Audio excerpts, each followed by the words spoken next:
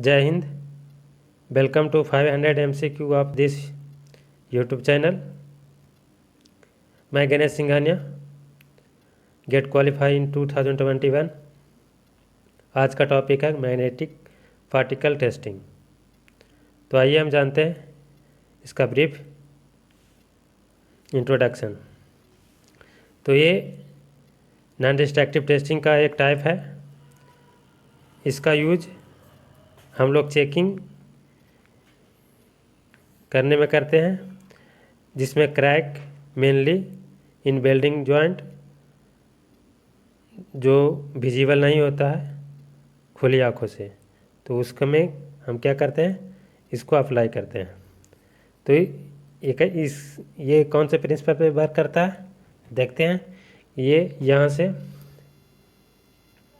सबसे पहले हम जानते हैं इसका कंपोनेंट। तो इसमें दो कंपोनेंट मुख्य रूप से काम करता है।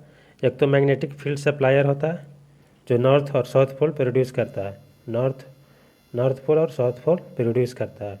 और दूसरा होता है फेरस पार्टिकल पाउडर। इसके ऊपर फेरस पार्टिकल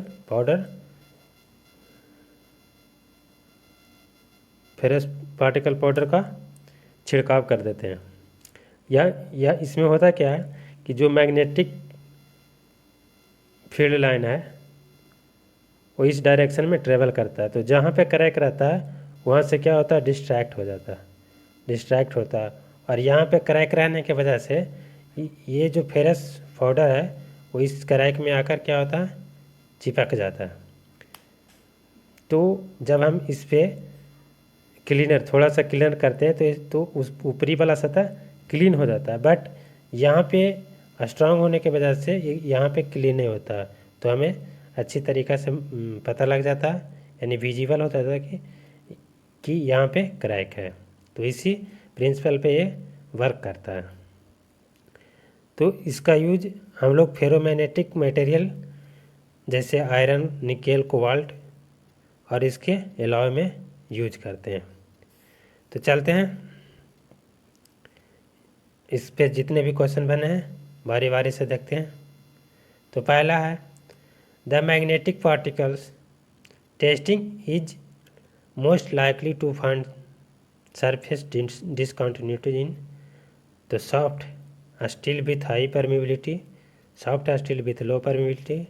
हार्डेंड स्टील के लिए तो करेंगे नहीं, hardened steel with high permeability मतलब हार्डन के लिए तो करेंगे नहीं। तो किसके लिए करना है, soft steels with high permeability. मतलब परमिबिलिटी का मतलब होता है कि कितना उसके अंदर मैग्नेटिक लाइंस को पार करने की क्षमता है, वो क्या कहलाती है, permeability.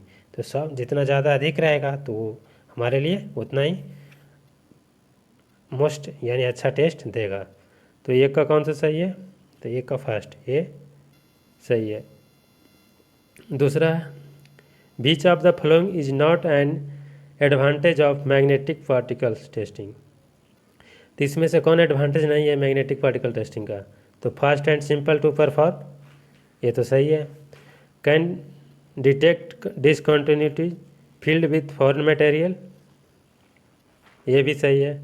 Most reliable for finding surface crack in all types of material, ये थोड़ा लग रहा है कि नहीं, ये नहीं होगा। फिर वर्क्स वेल थ्रू है thin coat of point,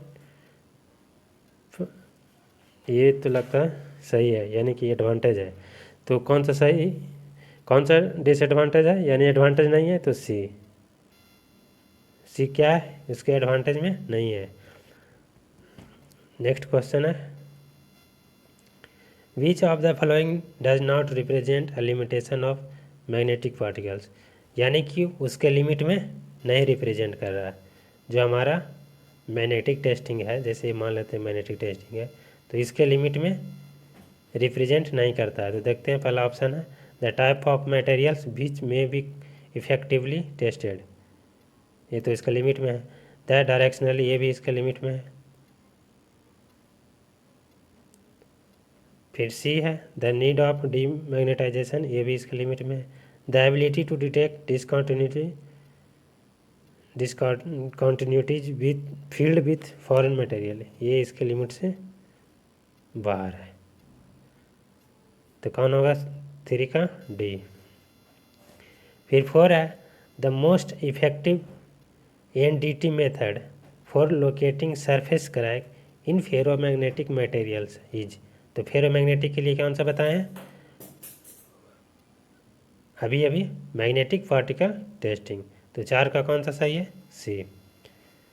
next है बीच ऑफ द फॉलोइंग में cause magnetic particle test indication. तो इसमें सारे हम देख रहे हैं कि मैग्नेटिक पार्टिकल टेस्ट इंडिकेशन जो मैग्नेटिक पार्टिकल टेस्टिंग है किसके लिए है फेरोमैग्नेटिक। तो इसमें सारे का सारा है जो चारों ऑप्शन है और तीनों ऑप्शन में फेरोमैग्नेटिक फेरोमैग्नेटिक फेरोमैग्नेटिक, यानी कौन सा होगा 5 का डी होगा ऑल ऑफ द एबव। तो 5 का कौन सा सही है डी।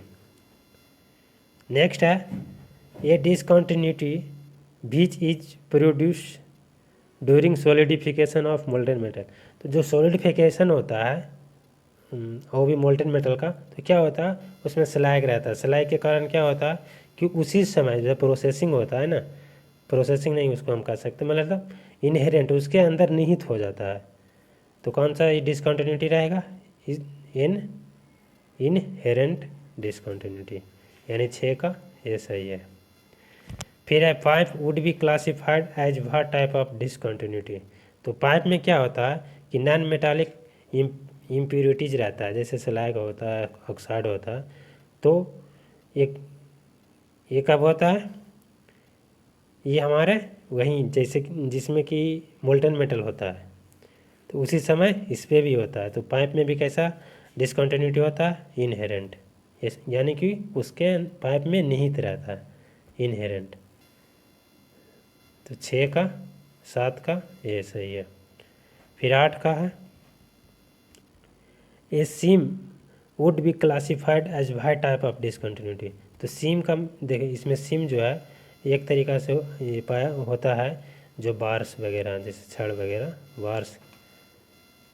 तो बार्स में क्या होता है कि जब हम उसको रोलिंग करते हैं रोलिंग ऑपरेशन अपनाते हैं तो उसमें क्या होते हैं सिम्स लाख छोटा छोटा क्रैक वगैरह विजिबल होने लगते हैं। तो ये कब होता है रोलिंग, क्या है रोलिंग एक ऑपरेशन है।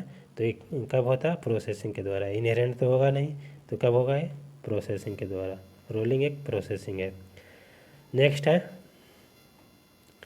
A limitation lamination a lamination in a steel plate would be classified as what type of discontinuity. तो ये कौन सा होगा तो यही प्रोसेसिंग होगा। लेमिनेशन इन स्टील प्लेट की बात हो रही, तो कौन सा होगा प्रोसेसिंग, यानी नो का बी इज राइट। नो का कौन सा सही है बी। 10 है an internal rupture caused by working steel at improper temperature is a called एप। तो इसमें कौन सा होगा C forging burst. Thank you. मेरा वीडियो अच्छा लगा है तो लाइक एंड सब्सक्राइब करें तथा शेयर करें।